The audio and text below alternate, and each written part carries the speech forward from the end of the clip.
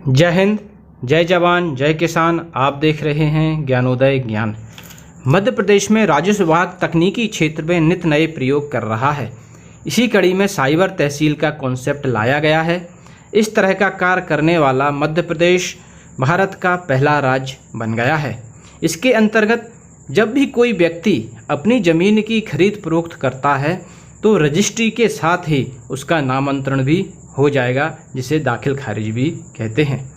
इस वीडियो में जो पटवारी के कार्य हैं सिर्फ उसी के बारे में बात करेंगे, क्योंकि यह कार्रवाई स्टार्ट हो गई है और पटवारी को समय सीमा में अपना ही रिपोर्ट्स प्रतिवेदन प्रस्तुत करना होता है। इसके बाद साइबर तहसील के बारे में संपूर्ण जानकारी अगले वीडियो में आपको मिलेगी, तो चैनल से जुड़े रहिए। यदि सब्सक्राइब नहीं किया है तो सब्सक्राइब और बेल आइकन को प्रेस करके जुड़ जाइए, जिससे आपको नोटिफिकेशन मिल जाए। जैसे ही साइबर तहसील के पास रजिस्ट्रार के द्वारा प्रकरण आएगा, साइबर तहसील पटवारी के पास सारा ऐप पर रिपोर्ट के लिए भेज देगा। इसके लिए सारा ऐप में एक नया मॉड्यूल जोड़ा गया है, प्रतिवेदन। यह मॉड्यूल सारा ऐप के 3.6.4 वर्जन में मिलेगा। इसके लिए आप अपना सारा ऐप को अपडेट कर लें। सारा ऐप में सबसे नीचे प्रतिवेदन पर जैसे ही क्लिक करेंगे तो आपके हल्के प्रभार से संबंधित प्रकरण दिखने लगेंगे, जिसमें प्रकरण नंबर, आवेदक का नाम, आवेदक का मोबाइल नंबर, ग्राम आदि दिखेगा। इस पर जैसे ही क्लिक करेंगे तो प्रतिवेदन देने वाला फॉर्मेट में आ जाएंगे, जहां पर इस प्रकरण से संबंधित और भी जानकारी दी गई हैं। पूरी जानकारी देखने पर क्लिक करेंगे तो एक पेज ओपन होगा, जिसमें प्रकरण की डिटेल, भूमि की जानकारी, आवेदक की जानकारी, विक्रेता की जानकारी, भुगतान का विवरण तथा दस्तावेज का विवरण। पटवारी को प्रतिवेदन देने से पहले 4 प्रकार के प्रकरण से संबंधित दस्तावेज भेजे जाते हैं, जो हैं फॉर्म ए या का, फॉर्म A1 या कावन, फॉर्म A2 या काटू तथा रजिस्टर। जिस भी फॉर्म पर क्लिक करेंगे वह दस्तावेज डाउनलोड हो जाएगा, जिससे ओपन करके देखा जा सकता है। फॉर्म ए या प्रारूप का में रजिस्टर के द्वारा साइबर तहसीलदार को इंटीमेशन देना होता है कि रजिस्ट्री क्रमांक ये के आधार पर परिवर्तन हुआ है। फॉर्म A1 या प्रारूप का1 में विक्रेता घोषणा करता है कि मैं फलाना फलाना पिता का नाम, पूर्ण पता, ईमेल एड्रेस, मोबाइल नंबर और आधार कार्ड ये है।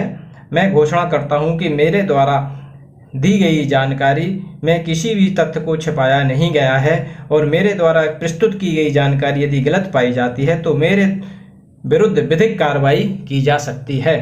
ये सारी जानकारी अपने घोषणा पत्र में जिस प्रकार से देते हैं उसी प्रकार से 10 नंबर्स में ये घोषणा पत्र विक्रेता फॉर्म A1 में या कावन में देगा। इसी प्रकार प्रारूप काटू में क्रेता जिसने जमीन को खरीदा है वह भी घोषणा करता है कि मैं ये अपना नाम, एड्रेस, फ़ोन नंबर और आधार कार्ड के अनुसार व्यक्ति का नाम, भूमि से संबंधित जानकारी, इतना रकबा ये मैंने ली है और बाकायदा RCMS को राजस्व जमा किया हुआ है और किसी प्रकार का यह ज़मीन फ्रेश है, किसी प्रकार की इसमें प्रॉब्लम नहीं है। मैं घोषणा करता हूं और मैंने सारा जो ज़मीन का रुपए है, खरीदने की जो भी राशि है वह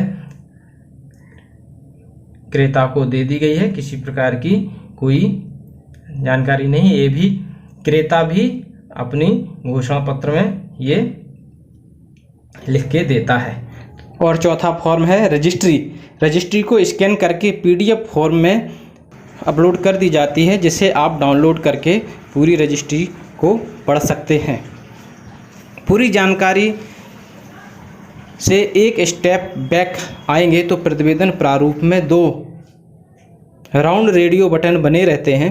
पटवारी को इसी पर क्लिक करके प्रतिवेदन देना होता है। कोई लिखित में नहीं देना है, जो भी आपको लगता है उसे क्लिक करके जानकारी भेजनी है। इन चेक बॉक्स को समझ लेते हैं। दूसरे वाले रेडियो बटन पर क्लिक करेंगे तो यह दावा आपत्ति, यानी कि आपत्ति के लिए इस ऑप्शन का सिलेक्ट करना है। जैसे इसको सिलेक्ट करेंगे तो उसके नीचे और भी सारे चेक बॉक्स खुल जाएंगे।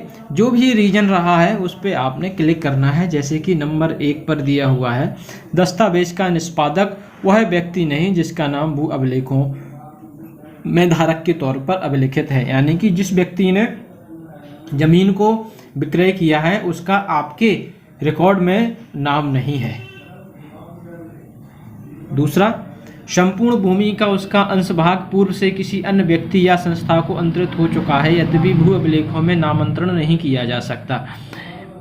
जो भूमि विक्रय की गई है उसका कुछ भाग, यानी कुछ भाग किसी दूसरे व्यक्ति को बेच दिया है लेकिन उसका नामांतरण नहीं हुआ है, वो आपकी जानकारी में है लेकिन नामांतरण नहीं हुआ, तो इस प्रकार का यदि कोई कारण होता है तो इसको दूसरे ऑप्शन पर क्लिक करेंगे। तीसरे ऑप्शन पे लिखित में उपलब्ध मेरे पास सूचना है कि अंतरण पर रोक या न्यायालय में सक्षम पदाधिकारी आदि से प्रतिबंधित है, यानी कि कोई व्यक्ति लिखित में रजिस्ट्रार या तहसील में लिखित में उस भूमि से संबंधित किसी प्रकार की आपत्ति या किसी प्रकार का झगड़ा होता है या उसमें स्टे या रोक लगाने के लिए आवेदक लिखित में जानकारी देता है, तो उस प्रकार का कोई केस होता है तो इस पर क्लिक करेंगे। चौथा है, भूमि का अंतरकरण आदिम जनजाति भूमि का अंतरिम आदिम जनजाति से भिन्न हो। आदिम जनजाति के लिए क्रय विक्रय से संबंधित नियम अलग हैं। यदि इस प्रकार का है, कोई आदिम जनजाति एसटी वर्ग का है और उसने जमीन बेची है किसी अन्य जो एसटी वर्ग से संबंध नहीं रखता है, तो इस प्रकार का कोई केस होता है तो उसको इस बॉक्स पर क्लिक करेंगे। पांचवा चेक बॉक्स, देव भूमि देव स्थानीय भूमि या सेवा भूमि है अथवा भूदान यज्ञ अधिनियम अधीन आवंटित अर्जित है भू राजस्व की। इस प्रकार की भूमि जैसे कि सेवा भूमि होती है जो कोटवारों को दी जाती है, किसी देव स्थान की भूमि होती है जो विक्रय से प्रतिबंधित होती है। इस प्रकार की भूमि को बेचा नहीं जा सकता। यदि ऐसी भूमि है और किसी ने उसकी रजिस्ट्री करा लिया है, वो आपके संज्ञान में है, तो आप इस पर क्लिक करके उसकी आपत्ति भेज सकते हैं। तो यह साइबर तहसीलदार इसको नामांतरण नहीं करेगा। छठवां ऑप्शन है भूमि भू अर्जन पुनर्वास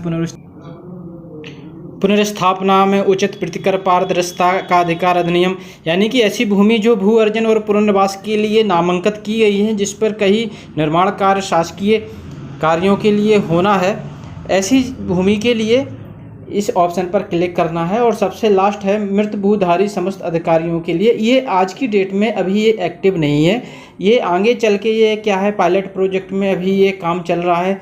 जब आगे चल के भौतिक नामांतरण के आधार पर नामांतरण होने लगेंगे तब ये ऑप्शन क्लिक होगा कि कोई वारसान छूट रहा है, वारसान के आधार पर उसके वारिस और भी लोग हैं लेकिन रजिस्ट्री किसी और व्यक्ति के लिए कर दी गई है, कुछ वारिस को छोड़ दिया गया है, जो उसके वारिस हैं उन वारसों के लिए छूट गए हैं, तो इस ऑप्शन पर उसको क्लिक करेंगे। अभी सिर्फ क्रय विक्रय संपूर्ण भाग की रजिस्ट्री के नामांतरण साइबर तहसील के माध्यम से होना है, तो ये अभी ऑप्शन काम नहीं करेगा, लेकिन आगे चल के इस पर भी काम किया जाएगा, तो ये उस पर उस टाइम पर क्लिक करेंगे। तो और उनके नीचे जो नाम छूट रहे हैं, जो उनके वारिस हैं उनके नाम छूट रहे हैं, उनकी डिटेल्स उसको नीचे भरना होगा जब ये एक्टिव होगा। इसी प्रकार से प्रकरण की पूरी आपने स्टडी कर ली, खसरे के विक्रेता की कोई बंधक है और भी जानकारी प्राप्त कर ली है जो अपने प्रतिवेदन देने से पहले पटवारी करता है। यदि पटवारी को सब कुछ सही लगता है और प्रकरण के फेवरेबल रिपोर्ट देना चाहता है तो पहले वाले रेडियो बटन पर क्लिक करेगा। तो पहले वाले रेडियो बटन पर क्लिक करते ही नीचे वाले सारे ऑप्शन क्लोज हो जाएंगे और भेजे गए और भेजें पर क्लिक करेंगे तो प्रतिवेदन चला जाएगा साइबर तहसीलदार के पास। पटवारी को अधिकार है कि साइबर तहसीलदार से केस अपने तहसील में लाने का। यदि प्रतिवेदन में दूसरे वाले रेडियो पर क्लिक करेंगे और खुले हुए ऑप्शन पर क्लिक करके आपत्ति करता है किसी भी प्रकार की आपत्ति को पाता है तो साइबर तहसीलदार फिर इस प्रकरण में हाथ नहीं लगाएगा। उस प्रकरण को उस ग्राम से संबंधित क्षेत्रीय तहसीलदार के पास सुनवाई के लिए भेज देगा। ऑनलाइन खसरा के 12 नंबर कॉलम में जैसे ही रजिस्ट्री हो जाती है, एक प्रविष्टि दर्ज हो जाती है कि रजिस्ट्री क्रमांक इतने, सर्वे नंबर ये के द्वारा यह ज़मीन विक्रय की गई है और इस व्यक्ति ने इसको खरीदा है, जिससे ये जो प्रक्रिया 10 से 1 महीने का समय सीमा दी गई है, इसमें विक्रेता इस ज़मीन को कहीं दूसरी जगह ना बेच दे या और किसी प्रकार की वो ना हो जाए, तो ये खसरा में 12 नंबर प्रविष्टि हो जाती है। जैसे ही फाइनल आदेश अमल हो जाएगा तो ये प्रविष्टि हट के एक ये दूसरी प्रविष्टि यहाँ पर जुड़ जाएगी। यह प्रतिवेदन पटवारी को 10 दिन की समय सीमा में देना होता है। प्रकरण का नोटिफिकेशन आपके SMS के माध्यम से तथा सारा ऐप में प्रतिवेदन मॉड्यूल पर भी आ जाता है। यदि पटवारी भेजी गई दिनांक से 7 दिन तक रिपोर्ट नहीं देता है तो आपके संबंधित तहसीलदार की RCMS की ID पर अलर्ट फ्लैग होके दिखने लगता है कि अभी तक प्रतिवेदन प्राप्त नहीं हुआ है। 10 दिन के बाद भी रिपोर्ट नहीं दी जाती है तो 3 दिन का और समय दिया जाता है। यदि फिर भी रिपोर्ट प्रेषित नहीं की जाती है तो साइबर तहसीलदार विभागीय जांच प्रस्तावित कर सकता है। तो ये था साइबर तहसील से संबंधित पटवारी की जानकारी किस प्रकार से देना है। यदि वीडियो अच्छा लगा हो तो अप्रिशिएट करने के लिए लाइक करें। साइबर तहसील से संबंधित कोई भी क्यूरी हो तो कमेंट करके पूछ सकते हैं। अगले वीडियो में MP LRC में क्या परिवर्तन करके साइबर तहसील का सृजन किया गया है, साइबर तहसीलदार किस प्रकरण को कर सकता है और भी साइबर तहसील से संबंधित संपूर्ण जानकारी मिलने वाली है। तो चैनल को सब्सक्राइब और बेल आइकन को प्रेस करके जुड़ जाइए, क्योंकि यहाँ पर राजस्व विभाग से संबंधित जानकारी मिलती रहती है। Thank you for watching. Have a nice day. जय हिंद, जय भारत।